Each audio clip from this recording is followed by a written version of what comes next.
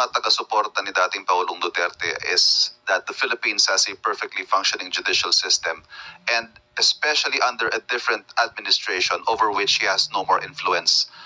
Kung dati ho hindi daw ma-prosecute si FPRRD dahil masyadong mataas ang kanyang posisyon at palawak ang kanyang impluensya, ngayong iba na ho ang administrasyon, bakit hindi na lang daw dito sa termino ni Pangulong Marcos?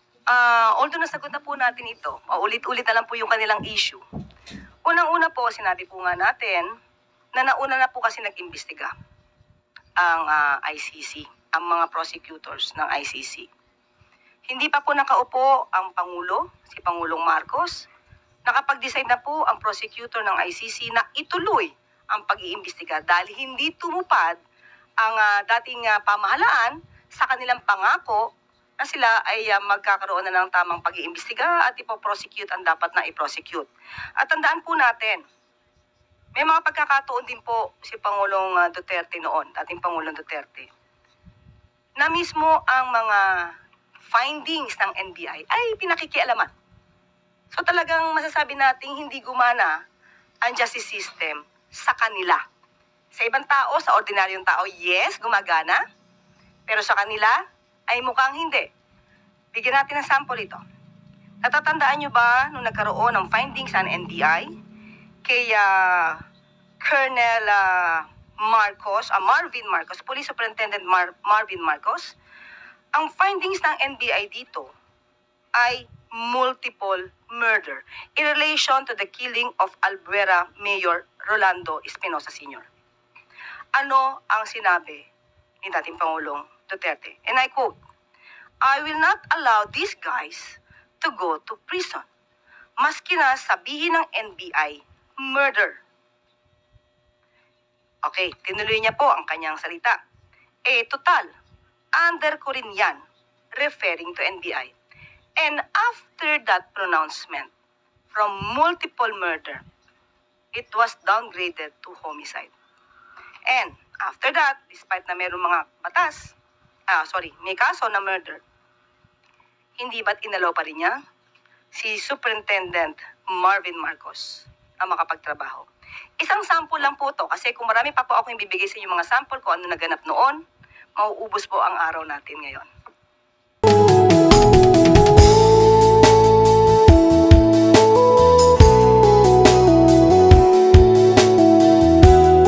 Magandang umaga, Malacanang Press Corps. Welcome sa ating press briefing ngayong araw. Simulan natin sa mga magandang balita na dala ng administrasyon ni Pangulong Ferdinand R. Marcos Jr. sa Bagong Pilipinas. Nagpapatuloy ang programa ng pamahalaan sa pagpabigay ng dekalidad at na serbisyo at trabaho sa taong bayan nitong weekend. Umikot sa Dasmariñas, Cavite at Biñan, Laguna ang trabaho at serbisyong pangkalusugan para sa Bagong Pilipinas. Dito ay available ang serbisyong medikal gaya ng libreng konsultasyon, gamot at bakuna. Media fair din para sa mga beneficiaries ng 4-piece program saan ay posible ang on-the-spot hiring. Panoorin po natin ito. Asahan po ninyo, patuloy po namin gagawin ito hanggat may kailangan kayo. Ang pamahalaan ninyo ay hindi kayo iiwanan. Nandito kami upang magserbisyo sa inyo. Malaking bagay po, kagaya ko po na 45 years old na mas madali kaming nakakahanap ng trabaho. Kakaroon po ako ng trabaho, gawa po ng job fair po. Parang simula na rin po para makatulong po ako sa pamilya ko. Meron pong nagpapatingin, o meron pong mga karamdaman, may konting medical mission doon. Magpapasalamat din kami sa mga doktor, sa mga nurse, sa mga medtech na nakilahok dito sa ating medical mission.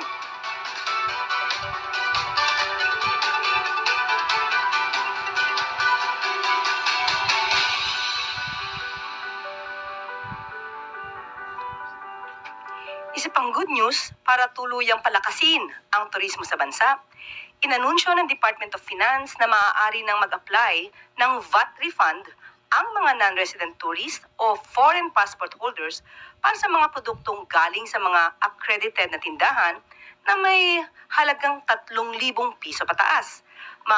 Maaari lamang i-apply ang VAT refund sa mga damit, electronics, gadgets, alahas, food or non-food consumables at mga produktong pang-personal consumption. Kailangan din ay personal na dala ng turista palabas ng bansa ang mga produktong inaplayan ng VAT refund. Panoorin po natin ito.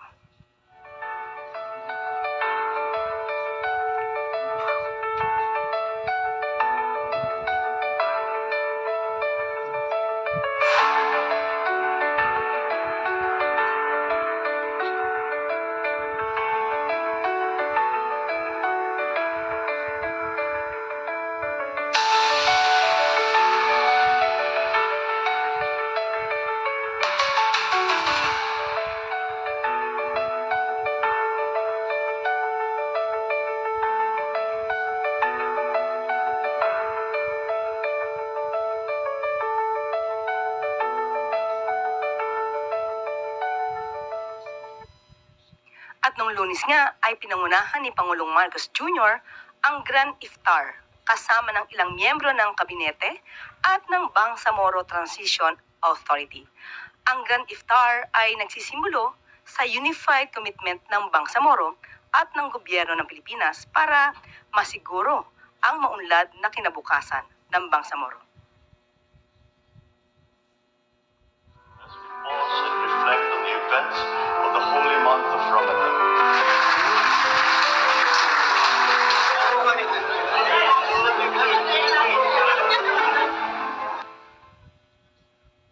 At yan po ang mga good news natin sa araw na ito.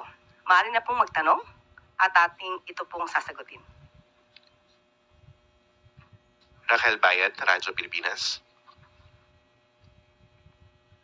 Yusek, good morning. Meron po ba tayong figures kung ilan po yung mga na-hired on the spot at nakakuha ng trabaho mula dun sa Dasma and Laguna po? Opo, meron po tayong record dyan. Sa Dasmariñas po ay on the spot, nagkapag-hire po ng 63 na kababayan natin. At sa Biña naman po ay 45 ang na-hire. May available pa po na jobs sa Dasmariñas, 4,120. At sa Biñan po ay 4,282. And then Yusek, saan pa po kaya natin ina-expect na ilulungsad itong trabaho at serbisyo sa ibang part ng bansa? Abangan po natin yung ibang mga schedules at ibibigay po natin.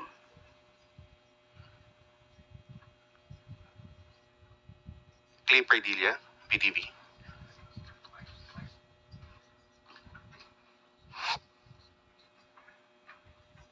Good morning po, Yusek. What outcome po yung in-expect ng Malacanang from VAT refund? At gaano po tayo nalalapit dun sa adhikain na maging prime shopping destination yung Pilipinas? Sa ngayon po ay nag-uumpisa pa lamang po ito at kung tutusin nga po ay parang medyo nahuhuli na po tayo. May mga ibang bansa na po na ito din po ang kanilang ginagawa para makapang-akit ng mga turista. So ito po ay isang paraan lamang po para mas marami pong turista ang pumunta sa ating bansa at ito din po ay makakapag-inganya rin po na bumili ng mga produkto dito sa ating bansa. Ma'am, sa ibang bansa like in Netherlands and Belgium last year, may mga report po ng VAT refund fraud. Yung paulit-ulit po ng mga resibo para makapag-claim. Gaano po tayo kahanda and what safeguards are in place to prevent fraud and abuse in VAT refund system?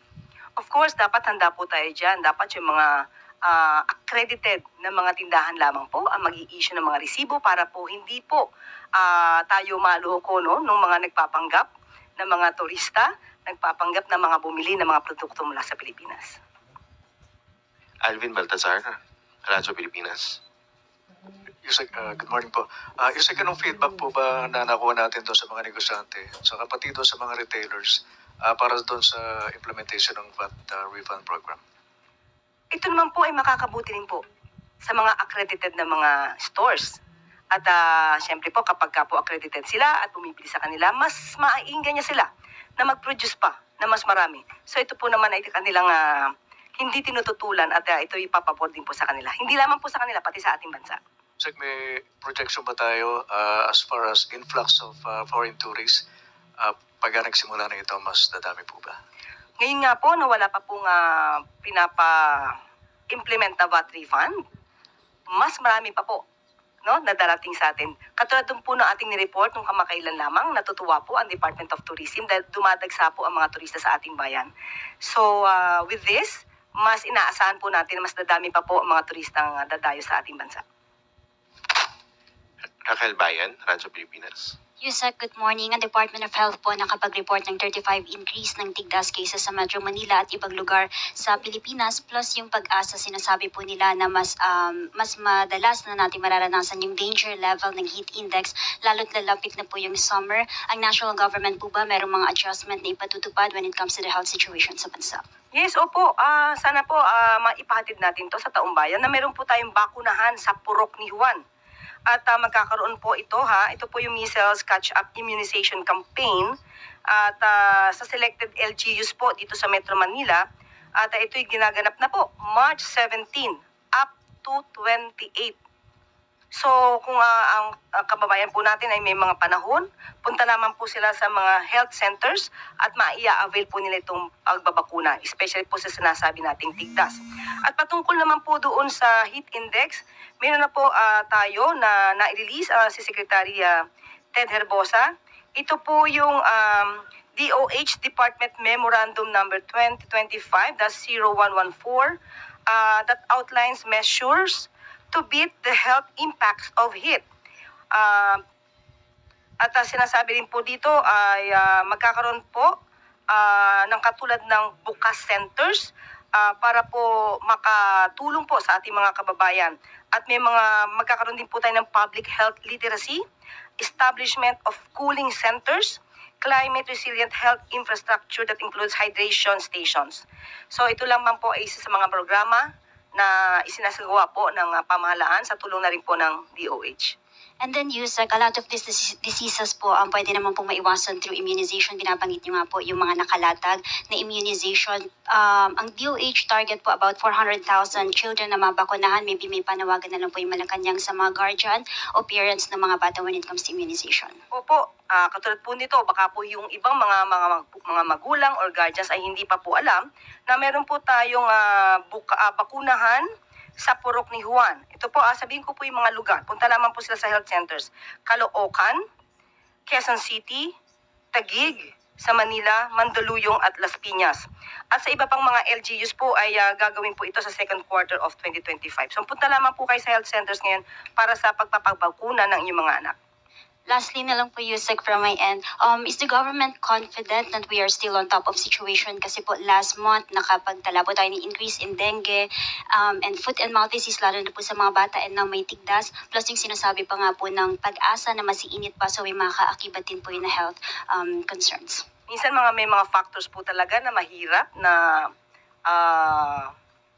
i-predict, pero ang gobyerno po ay handa po sa mga ganitong klase mga pagkakataon at sitwasyon. Thank you po. Ivan Mayrina, GMA7. Idugtong ko na po since nabanggit yung Department of Health. USEC anti-smoking advocates are criticizing government, specifically Health Secretary Ted Herbosa and even the DSWD, for accepting and taking part in a turnover ceremony of mobile health clinics from a tobacco company, citing that it is in violation of a DOH and civil service circular which restricts government officials from engaging with the tobacco industry. This turnover incidentally was held at the palace grounds in the presence of the First Lady.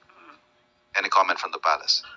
Do we have any proof that DOH Secretary Ted Herbosa was the one who accepted the donation from the tobacco companies? Oh, but his mere presence in a photo op and even applauding yung actual turnover, pinuna po yun, and again citing that it is in violation of a civil service circular. Opo. Kung hindi po naman tumanggap ang DOH ng anuman donasyon mula sa company ng tobacco company, wala po tayong nakikitang anumang violation sa sinasabi nating batas or rule. At kung siya pa po ay nakapag-photo ops, hindi naman po ibig sabihin na siya nagpa-violate na anumang batas. At kahit naman po siguro, ang ibang tao, ikaw ay public servant at ikaw ay na-requestan kung pwedeng magpa-picture sa'yo, dapat maging gentleman ka. Hindi naman ibig sabihin na ikaw ay nagpapa-photo ops ay sisira na po ng imahe ng DOH at ito ay makakasira din sa patakaran ng pamahalaan. As a matter of policy, ano ho ang stance ng gobyerno pagdating ho sa interaction with tobacco companies? Okay, Siyempre po, kung ano po yung sinasabi ng batas, katulad po sinasabi nating rule na ang DOH ay hindi dapat na para i-promote ang mga ganitong klaseng produkto at ito naman po ay susundin. Kung ito nasa patakaran, wala po tayong i-violate yan. Pero kung may mga pagkakataon po na nagbibigay ng donasyon, ang sino man po, at ito yung ikakabuti naman po ng pamahalaan, basta walang violation ng anumang rules at batas, hindi po tayo tatanggi sa anumang tulong na ibibigay ng private companies o na sino mang ahensya o ng organization. Ma'am, on the issue of the former president, ang posisyon po ng mga taga-suporta ni dating Pangulong Duterte is that the Philippines has a perfectly functioning judicial system and especially under a different administration over which he has no more influence. Kung dati ho, hindi daw ma-prosecute si FPRRD dahil masyadong mataas ang kanyang posisyon at malawak ang kanyang impluensya. Ngayong iba na ho ang administrasyon, bakit hindi na lang daw dito sa termino ni Pangulong Marcos? Although nasagot na po natin ito, ulit-ulit na lang po yung kanilang issue. Unang-una po, sinabi po nga natin na nauna na po kasi nag-imbestiga ang ICC, ang mga prosecutors ng ICC. Hindi pa po nakaupo ang Pangulo, si Pangulong Marcos. Nakapag-decide na po ang prosecutor ng ICC na ituloy ang pag-iimbestiga dahil hindi tumupad ang dating pamahalaan sa kanilang pangako na sila ay magkakaroon na ng tamang pag-iimbestiga at ipoprosecute ang dapat na i-prosecute. At tandaan po natin, may mga pagkakataon din po si Pangulong Duterte noon, dating Pangulong Duterte, na mismo ang mga findings ng NBI ay pinakikialaman. So talagang masasabi nating hindi gumana ang justice system sa kanila. Sa ibang tao, sa ordinaryong tao, yes, gumagana. Pero sa kanila, ay mukhang hindi. Bigyan natin ng sample ito. Natatandaan nyo ba nung nagkaroon ng findings ng NBI kay Colonel Marvin Marcos, Police Superintendent Marvin Marcos? Ang findings ng NBI dito ay multiple murder in relation to the killing of Albuera Mayor Rolando Espinosa Sr. Ano ang sinabi ni dating Pangulong Duterte? And I quote, "I will not allow these guys to go to prison." Maski na sabihin ng NBI, murder. Okay, tinuloy niya po ang kanyang salita. Total, under ko rin yan, referring to NBI. And after that pronouncement, from multiple murder, it was downgraded to homicide. And after that, despite na mayroong mga batas, may kaso na murder, hindi ba't inalaw pa rin niya si Superintendent Marvin Marcos na makapagtrabaho? Isang sample lang po to kasi kung marami pa po ako yung bibigay sa inyo mga sample kung ano naganap noon, mauubos po ang araw natin ngayon. Panghuli na lang po.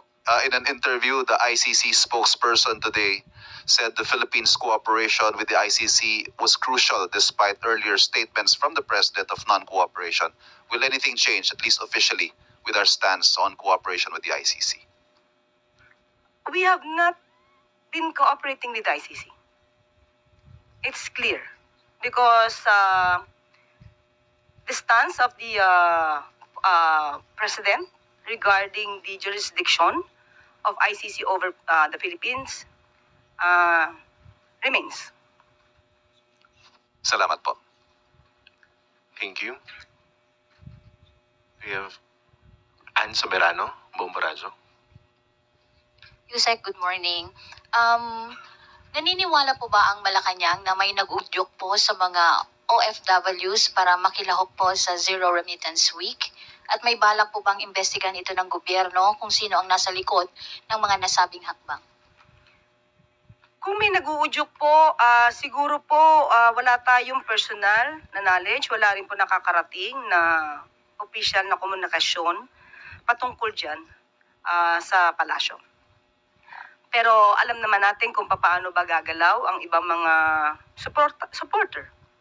Pero nung natin po sinagot ang patungkol dito na zero remittance, nakita ko po sa ibang mga comments na yung mga ibang OFWs ay sinabi nilang hindi sila lalahok dahil magugutom ang kanilang pamilya maaapektuhan ang pamilya nila kapag sinunod nila ang zero remittance. Kaya nga sabi po natin, mas maganda po sa lahat ng mga OFWs, hindi po tayo kalaban. Magkakakampi po tayo, pare-pareho po tayo mga Filipino.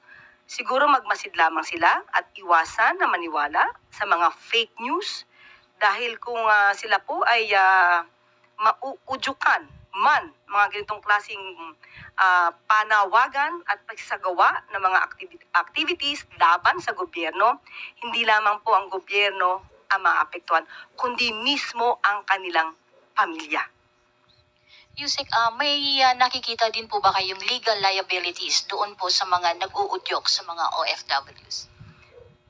Sa ngayon po, of course, kapag po ito'y nag-uudyok, meron po tayong sinasabing mga inciting to sedition. Bakit? Ito po ay gustong sirain ang pagpapatakbo ng administrasyon. Ito'y makakasira sa ekonomiya ng bansa. Pero as we speak now, wala po tayong nakikita na ating sasampahan ng kaso. Wala pa po tayo sa ganyang sitwasyon. Lastly, Yusek, sakali pong gagawin talaga ito ng mga OFWs at hindi magpapadala ng remittance, may hakbang din po ba ang gobyerno gaya ng pag-alis o pagsuspende sa kanilang mga benepisyo na ibinibigay din ng gobyerno? Thank you. Choice po kasi ng OFW kung sila'y magpapadala ng kanilang remittance o hindi. Wala po tayong hahadlangan kung ano man ang kagustuhan nila. Pero muli, tayo ay mananawagan sa mga OFWs, ang gobyerno po ay hindi nyo po kalaban.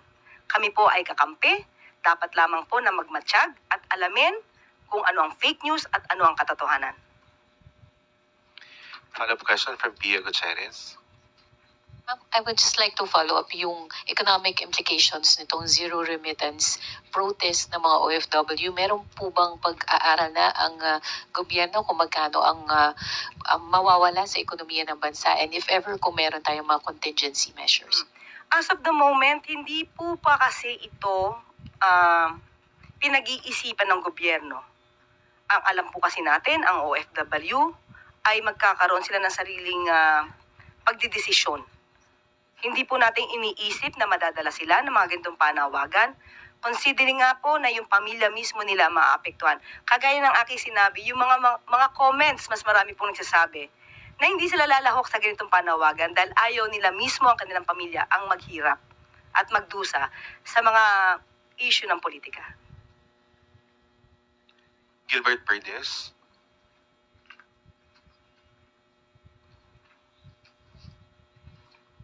Good morning po, Yusek. Tungkol pa rin po doon sa remittance po ng mga OFW. Nagpaalala po si Chief Presidential Legal Counsel Juan Ponce Enrile po sa mga OFW na hindi raw sila nagbabayad o pinagbabayad ng income tax at syempre yung kasama nandoon yung travel tax, airport fees at yung documentary stamp tax. At ayon po kay Enrile, sa bawat action na po ay may katapat na reaksyon or counter-action po ng gobyerno. Possible ho ba na nakikita po ba natin yung possibility na humantong po doon sa pagkakatanggal o pagkakasuspinde ng tax privileges po ng ating mga OFW yung hakbang na yan? Pinapaalalahan na lang po sila na ni Presidential Chief Legal Counsel na ang gobyerno po ay tumutulong sa OFWs, hindi po kinakalaban ang OFWs. At ipinapakita rin po ni JPE na ano ba ang maaaring makuha nila na ayuda mula sa gobyerno. At hindi po natin sisikilin. Sabi nga po natin, hindi po natin sisikilin kung ano man ang maging kagustuhan ng mga OFW kung sila magpapahatid ng kanilang remittance o hindi. Huwag lamang po silang lalabag sa batas. Yun lamang po. Follow up lang po. Ano po kung alam na po ng Pangulo, alam na po ba ito ng Pangulo yung issue ito at ano po yung directive ng Pangulo kung meron man? Nalaman na po ito, especially at nagbigay na nga rin po ng mensahe ang ating Presidential Chief Legal Counsel. Sabi ko nga po kanina ay wala pa po tayong ginagawang anumang legal na aksyon dahil alam po natin ang OFWs po ay mayroon silang sariling pag-aanalisa sa mga pangyayari. Tuesday New, DZBB.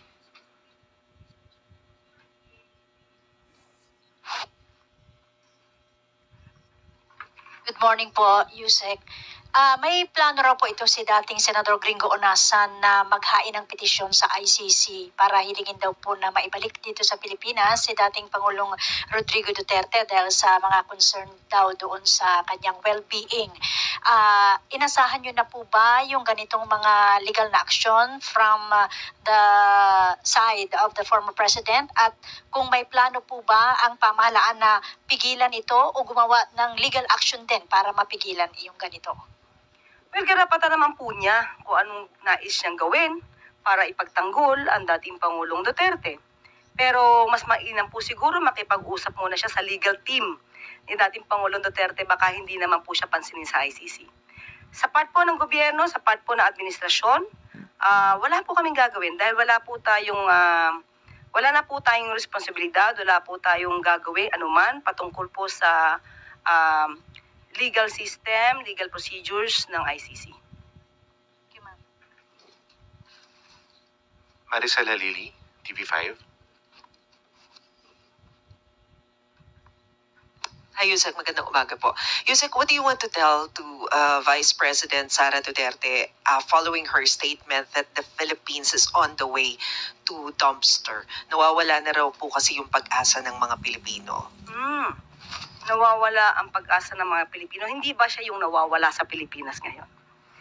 Well, anyway, siguro sinasabi niya yan na road to perdition na tayo. Bakit? Dahil hindi niya naman nakikita kung ano ang mga ginagawa, mga proyekto, programa na isagawa na at naitulong na ng pamahalaan sa taong bayan. Dahil malamang ay hindi siya nanonood ng ating press briefing everyday. At hindi rin naman siguro siya nanonood ng mga programang ipinapalabas sa PTV4 at saka sa RTVM.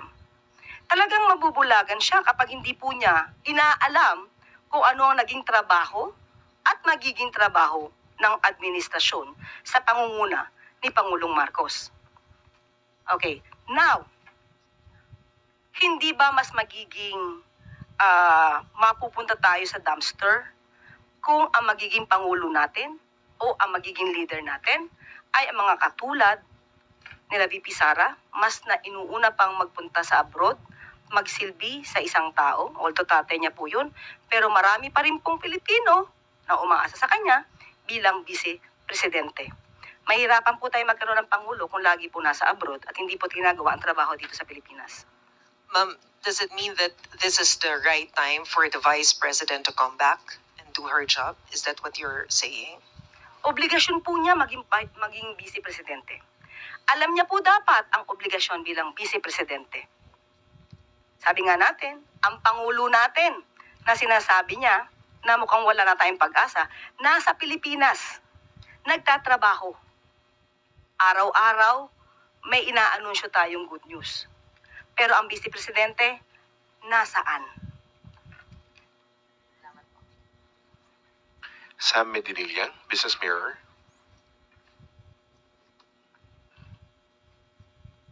Good morning, ma'am. Itatanong ko lang po yung palace reaction on the call of DA to Congress to give more power and resources to NFA so it can buy 20% of local rice. Totoo po yan. Maganda po sana po no, mabigyan muli ng authority ang NFA. Kasi nawalan po talaga sila ng power para po umangkat ng bigas. At sa ngayon po, sa lahat po ng gagawin po kasi ng NFA at ng DA, dapat munang dumaan sa LGU. Hindi po kasi nakakadiretso ang mga farmers. Kung ano man po ang dapat na gawin, dadaan muna po sila sa LGU. Yan po yung medyo nagiging problema po o nagiging issue po sa Department of Agriculture. Ayon na rin po yan kay Secretary Kiko. So mas maganda po talaga na mas mabigyan po talaga ng power ang NFA. Tama po kayo, sir. Na pag-usapan po ba ito dun sa sectoral meeting kahapon with ni President Marcos and DA? And may plans po kaya na include to dun sa mga priority legislation ng administration? Kahapon po kasi ang pinag-usapan po ay ang proyekto po ng Department of Agriculture patungkol po sa mga irigasyon, sa food hubs, at sa mga cold storage. Hindi pa po napag-uusapan yan, pero yan po ay binigyan na po, sinuggest na po yan ni Secretary Kiko during the hearing nung tinatanong po kung anong nagiging problema, ba't hindi bumababa ang presyo ng bigas despite na meron po tayong reduction sa tariff rates. So, nabanggit na po yan Secretary Kiko. I hope mapag-aralan muli ng Kongreso itong Rice Tarification Act para po maayos din po at mabigyan po ng tamang authority ang NFA. Thank you po. I think that's all for today, Yusek. Claire. At dito na po nagtatapos ang ating briefing. Maraming salamat, Malacanang Press Corps, at magandang tanghali para sa bagong Pilipinas.